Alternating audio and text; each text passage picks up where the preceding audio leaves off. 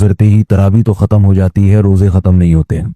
इतना फ़र्क पड़ता है कि रोज़ों की फ़र्जियत ख़त्म हो जाती है।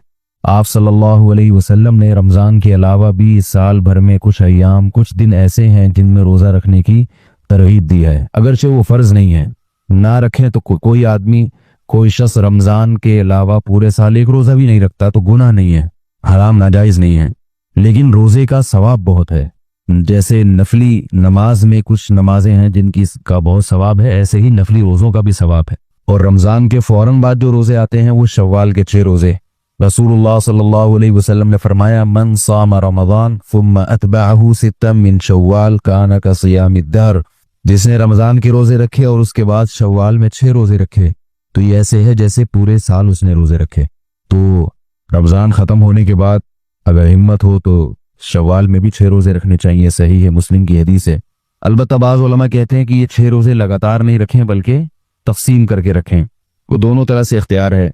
पूरे शव्वाल में आप किसी भी दिन 6 रोज़े रख सकते हैं, यानी ज़रूरी नहीं है कि लगातार 6 रोज़े करें, बल्कि एक हफ्ते में 2 रोज़े रख लिए, फिर अगले हफ्ते में 1 रख लिया, इस तरह करके तक़सीम करके भी शव्वाल का महीना गुजरने से पहले पहले 6 रोज़े रखने की बहुत फजीलत है। इसके अलावा पीर और जुमेरात को खुसूसियत के साथ रोज़ा रखना, इसकी हदीस में तरगीब वारिद हुई। आप सल्लल्लाहु अलैहि वसल्लम ने फरमाया कि पीर और जुमेरात के दिन आमाल अल्लाह के यहाँ पेश होते हैं। फ़उहिब्बु अन युरद अमली व अना साइम, मैं चाहता हूँ कि मेरा अमल जब अल्लाह के सामने पेश हो तो मैं रोज़े से हूँ। और इस दिन में आप सल्लल्लाहु अलैहि वसल्लम की विलादत भी हुई। आप सल्लल्लाहु अलैहि वसल्लम ने इसलिए भी इस दिन में रोज़ा रखा है। इसमें बहुत सारी हिकमतें थी, जैसे आप रबीउल अव्वल पे जो मेरा बयान है उसमें मैंने ये वजाहत की है कि आप सल्लल्लाहु अलैहि वसल्लम ने अपनी विलादत के दिन रोज़ा रखकर ये बता दिया कि मेरी विलादत के दिन को ईद का दिन नहीं करार दिया जा सकता, क्योंकि रोज़ा और ईद जमा नहीं होते। तो ये हिकमत भी मुमकिन है इसमें हो। लेकिन बहरहाल चूंकि नबी सल्लल्लाहु अलैहि वसल्लम ने पीर और जुमेरात के रोज़े का एहतमाम फरमाया है, इसलिए हमारे लिए भी सुन्नत है कि पीर और जुमेरात का रोज़ा रखें। इसकी फजीलत दूसरे दिनों की निस्बत ज़्यादा है। इसके अलावा महीने में 3 रोज़े अय्याम 20 के, यानी जब चांद खूब रोशन होता है, 13, 14 और 15वीं तारीख का चांद, 13वीं का चांद जब हो और अगले दिन 13वीं तारीख हो तो 13वीं तारीख, 14वीं तारीख और 15वीं तारीख, किसी भी महीने इस्लामी महीने की 13, 14 और 15 तारीख को 3 रोज़े जिसने रखे, हदीस में आता है रसूलुल्लाह सल्लल्लाहु अलैहि वसल्लम ने फरमाया, सौमु थलाथती अय्यामिन मिन कुल्लि शहरिन सौमु दहरी कुल्लिही मुत्तफकुन अलैहि, कि जिस शख्स ने हर महीने 3 रोज़े रखे उसे पूरे साल के रोज़ों का सवाब मिलेगा। उलमा ने इसमें हिकमत ये बयान की है, यानी इसकी वजह ये बयान की है कि एक नेकी अल्लाह के यहाँ 10 नेकियों के बराबर, तो एक रोज़ा अल्लाह के दरबार में 10 रोज़ों के बराबर, 3 रोज़े 30 रोज़ों के बराबर। तो जब हर महीने में 3 रोज़े होंगे तो इसका मतलब अल्लाह के यहाँ ये लिखा जाएगा गोया इसने पूरा महीना रोज़ा रखा है। तो जाहिर है जब हर महीने 3 रोज़े तो पूरे साल रोज़ों के बराबर उसको सवाब दिया जाएगा। ये हदीस में फजीलत है। और अगर किसी से ये नहीं होता, मखसूस अय्याम जैसे पीर और जुमेरात को रखना किसी के लिए मुश्किल है, कोई मिसाल के तौर पर किसी को उस दिन मसरूफियत ज्यादा होती है, ये छुट्टी इतवार को होती है तो इतवार को आसानी है, तो किसी भी दिन रख लें। कोई लाजमी नहीं है कि पीर और जुमेरात ही की पाबंदी हो या महीने के 3 दिनों ही की पाबंदी हो। मकसद ये है कि हमारे अमाल में जैसे फर्ज नमाज के साथ नवाफिल भी हमारे अमाल में होती हैं, तो फिर फर्ज की कमी किससे होगी? नवाफिल से पूरी होगी क़यामत के दिन। तो ऐसे ही फर्ज रोजा जो है उसके साथ साथ इंसान को अपने अमाल में, जैसे आजकल कहते हैं स्पेयर में, नफली रोजे भी रखने चाहिए। जब आप लंबे सफर पे जाते हैं तो गाड़ी में जितने टायर होते हैं साथ में एक स्पेयर में टायर रखा जाता है। भाई कुछ भी हो सकता है, ये टायर जाया हो सकता है, तो रास्ते में कोई स्पेयर टायर तो हो रखने के लिए। स्पेयर पार्ट्स जरूरी स्पेयर पार्ट्स रखे जाते हैं लंबे सफर में। तो आखिरत का जो इतना लंबा सफर है, इसके लिए भी जो आखिरत की हमेशा की जिंदगी है, उसमें सिर्फ फराइज पर इक्तिफा नहीं करना चाहिए। फर्ज रोजों के साथ हमारे अमाल में पूरे साल में कुछ नफली रोजे भी होने चाहिए। तो आप बेहतर तो वो है जो आप सल्लल्लाहु अलैहि वसल्लम ने अय्याम बताए उनमें रखें, वरना जिन अय्याम में आपको सहूलत हो। बाज दफा ऐसा होता है कि आपको गर्मियों में रखे ही नहीं जाते, आप कहते हैं हम सर्दियों में रखेंगे, तो आप सर्दी में रख लें, सर्दी में थोड़े ज्यादा रख लें ताकि गर्मी की भी तलाफी हो जाए, गर्मी में जो रोजे नहीं रखे। तो किसी भी तरह से हो, बेहतर तो ये कि जो अय्याम बताए वो है, नहीं तो आपको जैसे मुमकिन हो, जैसे आसानी हो, रोजे हम सबको कुछ न कुछ रखने चाहिए। कि मुफ्ती साहब एक टेंशन दे के चले गए 10 रोजों की, समझ रहे हो? मसला ये है कि हम लोगों ने करना कराना कुछ भी नहीं है, बयानात सुनते रहते हैं, नसीहत की बातें करते रहते हैं, सुनते रहते हैं, इधर से सुनी उधर पार्सल कर दी, उधर से सुनी उधर पार्सल कर दी। से हासिल होने वाला कख भी नहीं। जब तक हिलोगे नहीं ना, हिलोगे नहीं, उस वक्त तक कुछ भी नहीं होगा। तो मैं आपको थोड़ा हिला रहा हूं कि कल से 10 रोजे बताओ किस किसने नियत की, हाथ खड़े करो शाबाश। सबसे पहले तो मैंने नियत की, चलो माशाल्लाह बहुत लोग। रखना है, बता रहा हूं मैं, डिमांड ही नहीं करनी है। और मुझे पता है अभी जोश है, सुबह बोलोगे अबे यार तो सहरी की टेंशन मत लो। सहरी में आंख खुल गई खा लो, नहीं तो कोई कुछ नहीं होने का बगैर सहरी के, कोई नहीं मरता। आंख खुल गई ठीक है, नहीं खुली ऐसे यार कोई बात नहीं, मगरिब में खाएंगे जाके, कोई मसला नहीं। पहले मैं आपको थोड़ा मेडिकली ये मसला समझा दूं ना, क्योंकि शैतान आपकी खोपड़ी में डालेगा अबे नहीं एक्चुअली मैं पहले ही मुझे डॉक्टर ने ये चीजों की कमी बताई है, तो अगर मैंने सुबह 6 पराठे नहीं खाए, सुबह आंख नहीं खुली, सुबह ये नहीं हुआ, वीकनेस। आजकल जो लो लेवल के डॉक्टर है ना, लो लेवल के, उन्होंने भी खिला खिला के बहुत ज्यादा लोगों का बेड़ा गर्क किया हुआ है। नहीं एक्चुअली हमारे मैदे को ना हर थोड़ी देर के बाद एक्चुअली कुछ चाहिए। कल एक यूट्यूब पे क्लिप आया हुआ था, एक डॉक्टर बता रहा है कि एक्चुअली जब हम सुबह उठते हैं ना तो हमारा मैदा खाली होता है, उसमें एसिड होता है, एसिड तेजाब होता है, तो हमें कुछ खाना चाहिए सुबह उठते ही ताकि वो एसिड क्या हो। ये बिल्कुल बकवास है। आदम अलैहिस्सलाम के जमाने से लेकर अब तक जितने लोग सुबह उठे, कोई पागल दुनिया में ऐसा नहीं गुजरा होगा जो जाते ही खाना शुरू कर दे कि एसिड है। भाई ये सब नेचुरल है। वो अगर एसिड है भी तो आप, वो अल्सर का कोई पेशेंट हो तो एक अलग बात है, जिसके मैदे में जख्म हो, अल्सर का कोई पेशेंट हो वो तो उसके लिए तो ठीक है। नॉर्मल आदमी के लिए वो एसिड कोई नुकसान नहीं पहुंचाएगा, वो तो नेचुरल है भाई। सुबह उठते ही किसी को भूख लगती भी नहीं है। जब आपको फितरत भूख लगा नहीं रही है इसका, और डॉक्टर कह रहे खाओ, इसका मतलब फितरत गलत कह रही है। डॉक्टर क्या कह रहा है, सही कह रहे, फितरत गलत नहीं हो सकती, डॉक्टर गलत और ये लोकल लो लेवल के डॉक्टर है, जो असल डॉक्टर है वो कभी भी ऐसे मशवरे नहीं देते। वो कहते हैं जब तक भूख नहीं लगे खाओ नहीं। पहले जमाने में डॉक्टर ये मेडिकली थोड़ा सा मैं इसलिए कह रहा हूँ कि ये आपको ना बार बार कुछ एक्चुअली करके ना कुछ हर वक्त बकरियों की तरह जुगाली करता रहता है आज का इंसान। हम बचपन में डॉक्टरों से सुनते थे कि एकदम पेट भर के नहीं खाना चाहिए, थोड़ा थोड़ा करके खाएं, तभी गोरों के यहाँ 6 टाइम के खाने होते हैं। अब तो शायद उन्होंने भी खत्म कर दिए, पहले 6 टाइम के। सुबह नाश्ता, हालांकि नाश्ते का लफ्ज इस्लाम में कदीम अरबी में है ही नहीं, कुरान में भी नहीं है। कुरान में वलहुम रिज़्क़ुहुम फीहा बुकरतन व अशिया, जन्नत में इनको सुबह भी बुकरा कहते हैं दोपहर के वक्त से पहले पहले तक का जो टाइम होता है, और शाम को भी जन्नत में 2 टाइम खिला रहे हैं अल्लाह ताला। अगरचे वहां तो हर वक्त ही होगा, लेकिन एक मिसाल वो दी जा रही है जो दुनिया में चलती है ना। हमारे नबी ने दोपहर का खाना खाया है, 11 बजे खाना खाते थे आप, फिर कैलूला करते थे, फिर रात का खाना होता था, बस ये 2 टाइम का खाना। अंग्रेज के जब तक कदम हिंदुस्तान में नहीं थे, हिंदुस्तानी लोग जिनमें हम पाकिस्तानी भी दाखिल हैं, नाश्ते के लफ्ज से वाकिफ नहीं थे। करो नाश्ता, मैं ये नहीं कह रहा कि मैं भी करता हूं, लेकिन इस पे सेहत के लेबल मत लगाओ, ये सेहत के लिए बिल्कुल भी जरूरी नहीं है। फुतूर का लफ्ज अरबी में नाश्ते को कहते हैं, ये जदीद अरबी है, कदीम अरबी में नाश्ते का लफ्ज ही नहीं है। तो था ही नहीं नाश्ता, वो जानते ही नहीं थे नाश्ता होता क्या है। समझते हो कि नहीं समझते? तो ये जो कहते हैं ना थोड़ी थोड़ी, ये नेचुरल नहीं है थोड़ी थोड़ी देर के बाद खाना। एक दफा खा ले आदमी बस फिर भूखा रहे। तो अब मसला ये है, जब आप कभी आंख खुलेगी सहरी में, कभी आंख नहीं खुलेगी तो बोलो कोई बात नहीं, आज 18 घंटे का रोजा होगा, 20 घंटे का जितना खाली पेट रहोगे फायदा ही होगा, नुकसान इसका बिल्कुल भी नहीं है। नुकसान जब होता है जब खाली पेट रह के उसकी रिकवरी ना हो। जब हम खाते हैं ना इफ्तारी में, वो 22 घंटे भी खाली पेट हो, वो ठा करके फौरन बॉडी उसको कवर करती है। अल्लाह ने बॉडी का निजाम ऐसा बनाया है कि भूख से मरना बहुत मुश्किल रखा है अल्लाह ताला ने। होगा ये जब आप कई घंटे भूखे रहोगे ना, फिर जब 2 पकोड़े भी खाओगे ना, 2 खजूर पकोड़े तो नहीं खाओ, 2 समोसा तो पकोड़े से भी खतरनाक है। अब जो चीज हम खा रहे हैं मिसालें 2 ही आएंगी ना। मैं भी अब अवॉइड कर रहा हूँ, कोशिश कर रहा हूँ। आपने क्या करना है, खजूर खा ली, 2 खजूरें आप खाओगे एकदम क्या हो जाओगे, फिट फॉट। इससे आपको अंदाजा होगा यार हम जो बोल रहे थे इतना कुछ, ये तो हम अपने साथ जुल्म कर रहे थे। 2 खजूरें भी हमें हमारे लिए बहुत हैं। तो इसलिए पहले तो ये टेंशन नहीं लेनी है कि मैं 20 घंटे से भूखा हूँ, 22 घंटे से भूखा हूँ, तो कुछ भी नहीं होगा। हाँ, कोई अल्सर का पेशेंट है या शुगर का मरीज है, वो डॉक्टर से मशवरा कर ले, उसका इन्ना लिल्लाह हो सकता है। शुगर के उसूल तो उनको तो चीनी खानी पड़ती है थोड़ी देर में, या कोई अल्सर का पेशेंट है उसको तो फिर एसिड नुकसान। नॉर्मल आदमी की बात कर रहा हूँ। दूसरा, आपको पता है मसला क्या होगा जब आप रोजे रखोगे? पहले तो मैं बता दूं मैं रोजों की तरगीब क्यों दे रहा हूँ।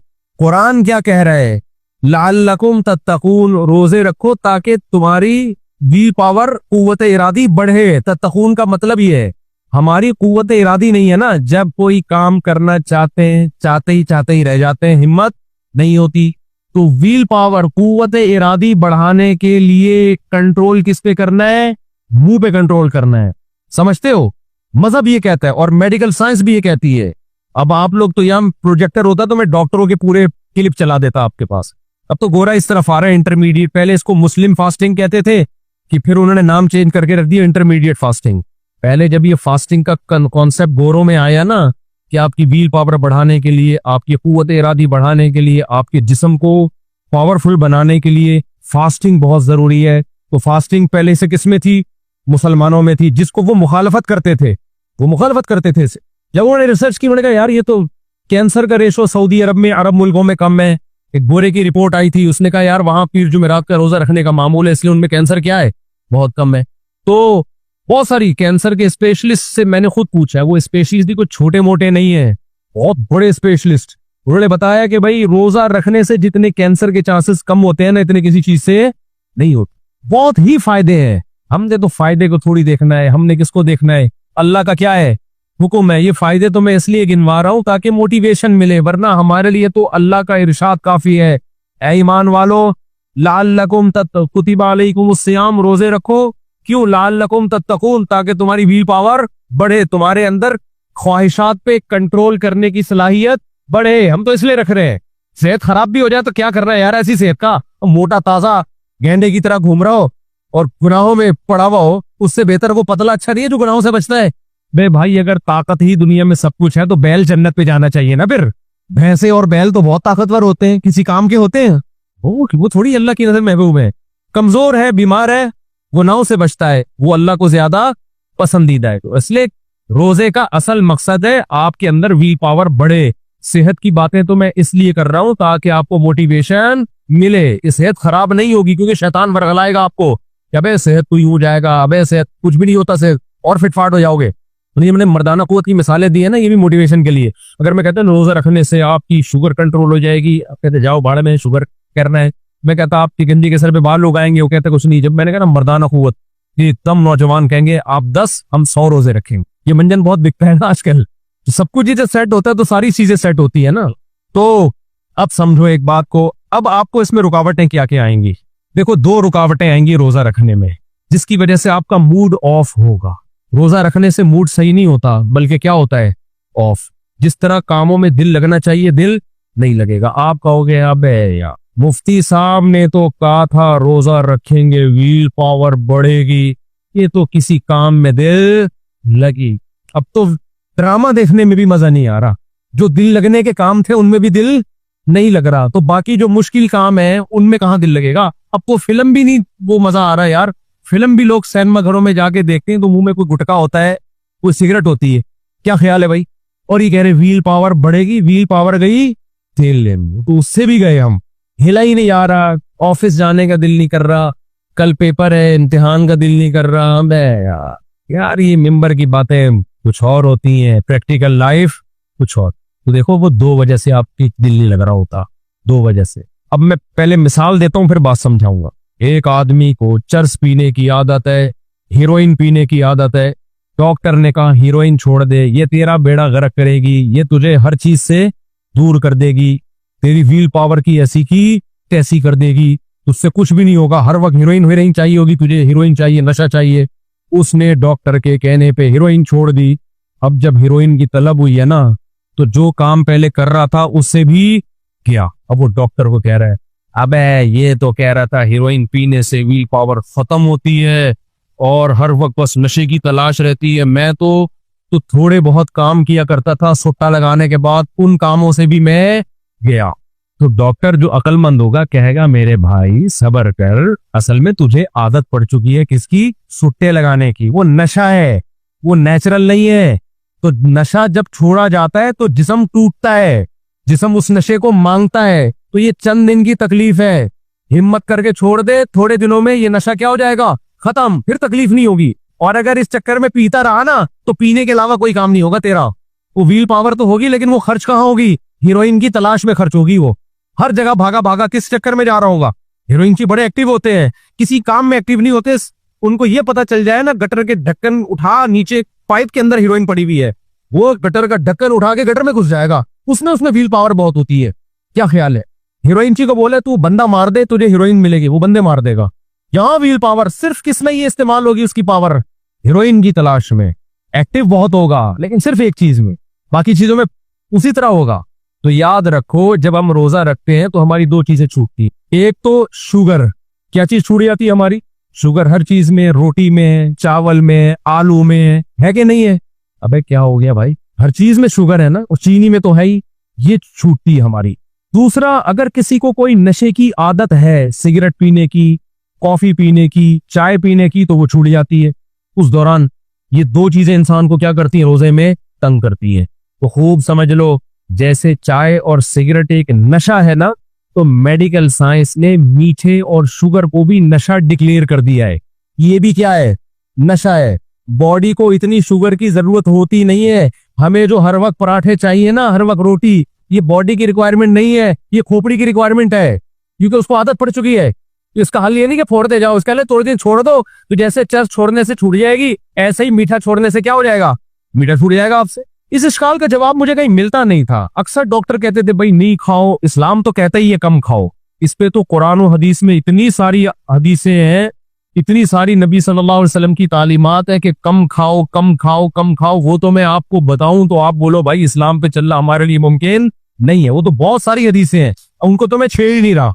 बदतरीन चीज जिससे इंसान का जो बर्तन बदतरीन जो भरने वाला है ना, बुखारी मुस्लिम की हदीस है, इंसान का पेट है।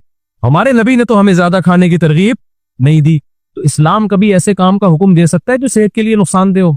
एक तरफ नबी ने फरमाया, सही हदीस है, अल मुमिनुल कविय्यु अहब्बु इलल्लाहि मिनल मुमिनिज़ ज़ईफ। ताकतवर मोमिन अल्लाह को कमजोर से ज्यादा महबूब है। इसका मतलब अल्लाह मोमिन को कमजोर देखना चाहते हैं या ताकतवर? बताओ, ताकतवर। और दूसरी हदीस में आता है कि इंसान के लिए चंद निवाले काफी हैं। बदतरीन चीज, बदतरीन बर्तन जिसको भरा जाए वो क्या? इंसान का पेट। एक तरफ नबी कह रहे हैं ताकत आनी चाहिए, दूसरी तरफ नबी कह रहे हैं कम खाओ। ये क्या बात है? अगर कम खाने से कमजोरी होती तो ये तो नबी की बातों में तजाद नहीं हो जाता है भाई? मुझे लग रहा है मैं टीवी में आया हूं शायद। भाई नबी तो चाहते हैं कि तुम ताकतवर बनो, तो नबी कहते हैं भाई 10 टाइम खाया करो। नबी कह रहे कम खाओ, पेट नहीं भरो, और कह रहे अल्लाह तुम्हें क्या देखना चाहता है? ताकतवर। इसका मतलब कम खाने में क्या है? ताकत। कम खाने में क्या है भाई? ताकत है। तभी नबी, और नबी की अपनी खुराक देख लो, सहाबा की खुराकें देखो, पूरे पूरे मुल्क फतह कर लिए कि ये पराठे खा के फतह किए। मैं खुद शर्मिंदा होता हूँ जब पराठों के खिलाफ बोलूँ, जितने पराठे मैं फोड़ता हूँ कोई नहीं फोड़ता, लेकिन मैं पराठा ही खाता हूँ। आज मैंने सुबह आधा पराठा खाया, उस वक्त से अब तक सिवाय 2-3 जीरा प्लस बिस्किट के कुछ भी नहीं खाया। तो पराठे भी तो देख रहे होते हैं लोग, बाकी चीजें नहीं देख रहे होते। तो अगर ज्यादा खाने से, मैं तो कह रहा हूँ पराठे भी खा लो यार, रोटी भी खा लो, सब कुछ खाओ। हम कोई आपको तकवे के उस मयार पे थोड़ी ले जाना चाह रहे हैं जिसपे सहाबा थे, हम उस मयार पे थोड़ी ला रहे हैं। लेकिन हम तो ये कह रहे हैं कि इतना तो करो ना कि कम से कम बुराइयां तो छूट जाए ना, इतना तो कंट्रोल करो, कुछ आदत तो पड़े मुंह पे कंट्रोल करने की। तो पहली बात क्या हुई कि इस्लाम आपकी व्हील पावर बढ़ाने के लिए, बुराइयां छुड़वाने के लिए इब्तिदा किससे करता है? रोजे से। रोजा रखोगे तो तुम्हारे अंदर नफ्स के खिलाफ बर्दाश्त करने की ताकत बढ़ेगी, ख्वाहिशात पे कंट्रोल करने की ताकत बढ़ेगी। इतना काफी नहीं है, आगे भी बहुत सारे काम है, लेकिन ये पहली सीढ़ी है। इससे कुव्वत इरादी बढ़ेगी। इसमें 2 रुकावटें। पहली बात कि जब आप रोटी चावल, जाहिर है छोड़ना पड़ेगा ना रोजा रखो, आपको कमजोरी महसूस होगी, ढीले ढीले से आप तलब होगी यार कुछ मिले, तो ये तलब दिमाग का धोखा है, ये बॉडी की रिक्वायरमेंट बोलो नहीं है। हम जब सुनते थे ना कि भाई कम खाना चाहिए, रोटी कम करो, चावल कम करो, हमारे को उस्ताद ने कहा भाई हम रोटी जब कम करते हैं तो हमें तो बहुत वीकनेस महसूस होती है। मुझे इस इश्काल का जवाब नहीं मिलता था। मुझे शौक है थोड़ा सा ना तहकीक करने का, तजस्सुस करने का, जिस टॉपिक में मुझे दिलचस्पी हो मैं बैठ गया नेट पे, साइंसी सफ़े खोले, डॉक्टरों से रब्ता किया, इस सवाल का जवाब मुझे मिल गया। उन्होंने कहा ये जो बाज लोग रोटी चावल कम कर देते हैं उनको वीकनेस होती है, वीकनेस नहीं है, ये एडिक्शन है असल में, मीठे की लत पड़ चुकी है। अब जब वो मीठा, क्योंकि रोटी में कार्बोहाइड्रेट बहुत है ना, जब वो नहीं मिलता तो बॉडी क्या करती है? जैसे चरसी को चर्स चाहिए, बॉडी को शुगर चाहिए। तो ये बॉडी की रिक्वायरमेंट नहीं है, ये किसकी रिक्वायरमेंट है? खोपड़ी की। और ये खोपड़ी की भी हकीकी रिक्वायरमेंट नहीं है, लत पड़ चुकी है। तो खोपड़ी की ये रिक्वायरमेंट पूरी ना करो तो खोपड़ी उतनी शुगर पे सेट हो जाएगी जितनी शुगर की आपको हकीकत में जरूरत है।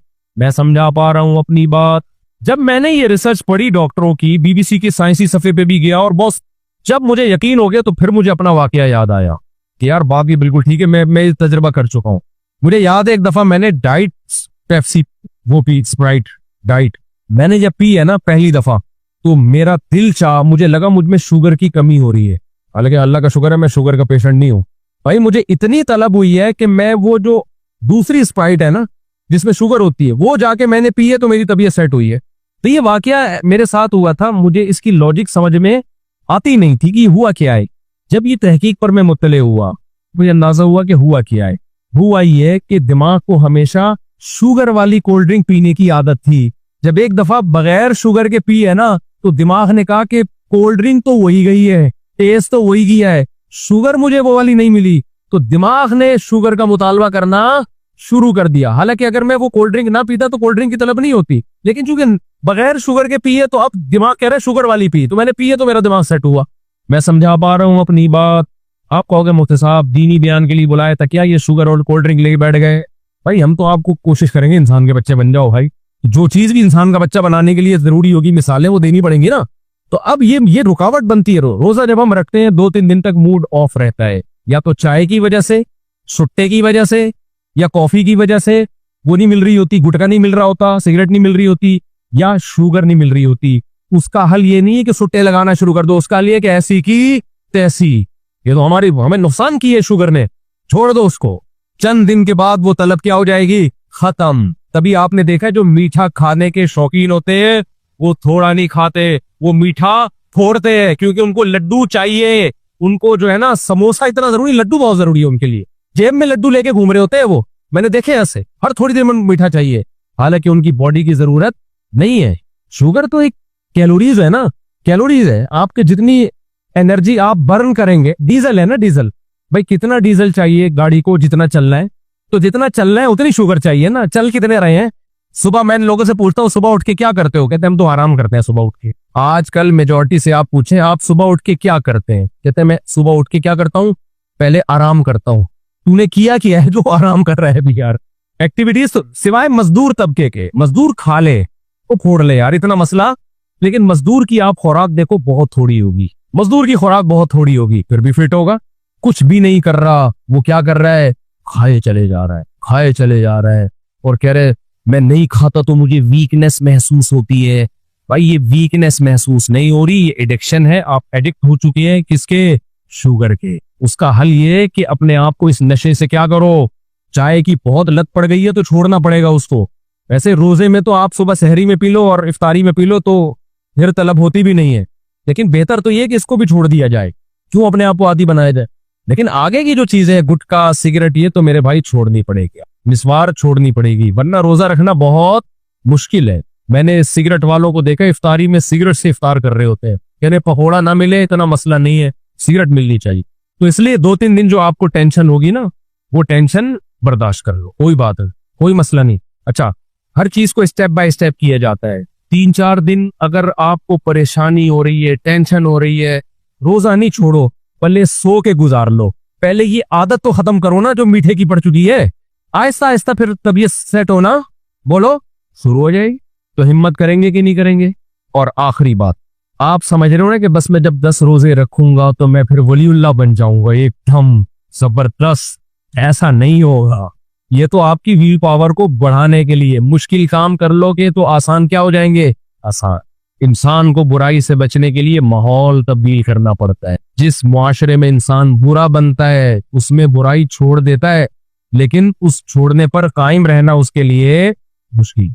उसके लिए तबलीगी जमात में जाना पड़ेगा, सहरोजा लगाना पड़ेगा, 4 महीने लगाने पड़ेंगे मुसलसल। जब नेक लोगों के साथ बैठोगे और बुराई से बचे रहोगे, माहौल तब्दील होगा तो आप पूरे चेंज हो जाओगे इंशाअल्लाह। समझ रहे हो कि नहीं समझ रहे? तो हिम्मत करके जो अपने आप को चेंज करना चाहते हैं, इरादा कर ले, फुर्सत मिलते ही 4 महीने के लिए इंशाअल्लाह निकल जाए। फिर ऐसा